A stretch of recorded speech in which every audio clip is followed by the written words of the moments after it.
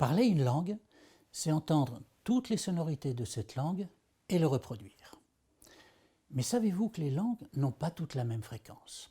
Et savez-vous que dès l'âge de 7 ans, notre oreille se fige et se ferme aux tonalités qu'elle ne connaît pas? C'est pour cela que vous avez rencontré des difficultés pour apprendre et pour parler.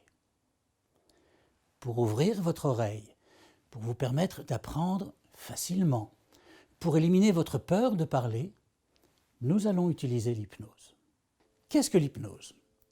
L'étymologie du mot hypnose, c'est sommeil. Mais l'hypnose est absolument tout, sauf du sommeil. Pour vous l'expliquer rapidement et simplement, imaginons que ça soit votre cerveau. Comment fonctionne ce cerveau en ce moment? Eh bien, en ce moment, vous me voyez, vous m'entendez, vous avez conscience de la position dans laquelle vous vous trouvez, vous pouvez avoir dans la bouche le goût d'un café, d'un chewing-gum ou d'autre chose et sentir une odeur quelle qu'elle soit. Bref, à travers vos 5 sens, votre cerveau va percevoir simultanément 10, 15, 20, 30 informations différentes qu'il va traiter en fonction de l'importance du moment. On appelle ça un champ de conscience. Dans certaines situations tout à fait normales et habituelles, vous êtes au cinéma par exemple, et le film qui se déroule sur l'écran vous passionne. Vous allez à ce moment-là procéder naturellement à ce qu'on appelle un rétrécissement du champ de conscience. Votre esprit va être entièrement focalisé par ce qui va se passer sur cet écran. Vous êtes à ce moment-là dans un état d'hyperconcentration et d'hyperréceptivité. Voilà un type d'état hypnotique.